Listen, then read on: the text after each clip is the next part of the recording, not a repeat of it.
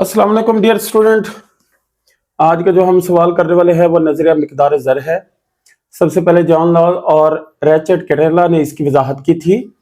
उसके बाद प्रोफेसर बेंडन ने 1880 में इसकी वजाहत की, फिर न्यूकॉम्ब ने इसकी 1886 में वजाहत की और प्रोफेसर ऑरेंग फिशर ने इसकी वजाहत 1911 में एक फार्मूले की शक्ल में दी थी। तो उसकी फार्मूले का शक्ल ये है P is equal to M V divide by T के नाम से।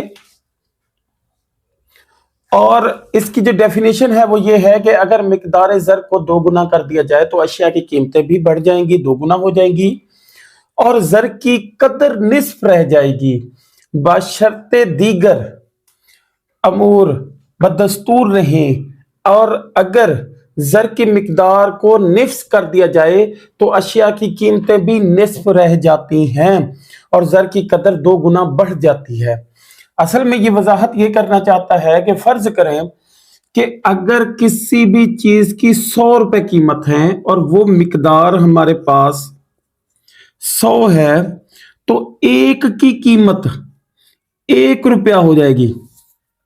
लेकिन कहता है कि अगर ये कीमत या ये मिकदार हमारे पास 100 रुपए से 200 रुपए हो जाए और ज़र की मिकदार जब 200 रुपए हो जाएगी जबकि अशिया में तो कोई तब्दीली नहीं आई, एक होगी, तो अब क्या होगा आप देखेंगे कि जब हम इस तरह से मिकदार में इजाफा करते हैं तो अब हमें पता है कि जो एक चीज की कीमत है वो 2 रुपए हो गई है। 2 रुपए होने की वजह से अब उनकी मिकदार की टोटल जो हमारे पास कीमत बन जाएगी वो बन जाएगी 200। अब अगर फर्ज करें हमारे पास 100 चीजें हैं और एक की कीमत 2 है तो तकरीबन ये 200 बन जाएगी।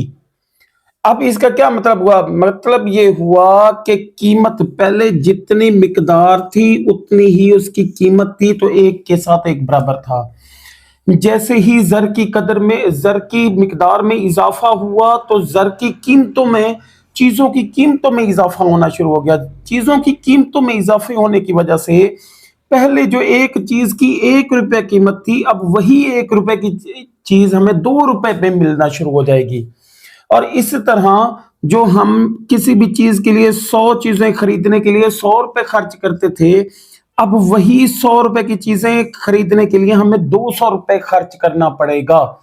अब ये ही एक नजरिया है जो इसकी वजाहत करता है कि भाई अगर मिकदार ज़र को 2 गुना कर दिया जाए, अब देखें ये 100 से मिकदार कर दी हमने 200, तो अशिया की कीमतें भी 2 गुना हो जाएंगी, बिल्कुल 2 गुना हो जाएंगी। जो पहले 1 रुपए की चीज मिलती थी अब वही चीज हमें मिलती है 2 रुपए की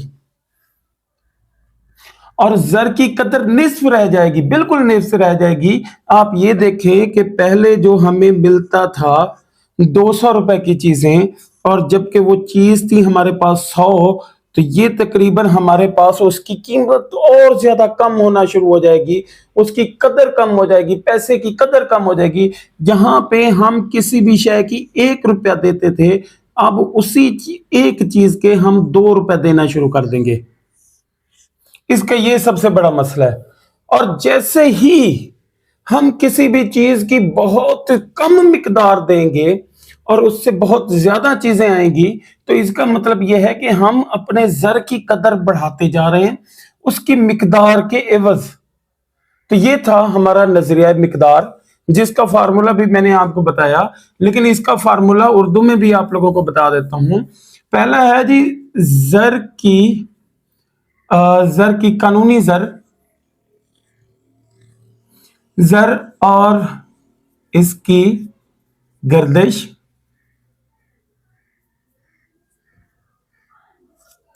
प्लस इसके बाद है हमारे पास कानूनी ज़र और इसकी गर्दिश है, फिर हमारे पास एतबार ज़र और इसकी गर्दिश, उसके बाद है डिवाइड है अशिया और खिदमात की मिकदार।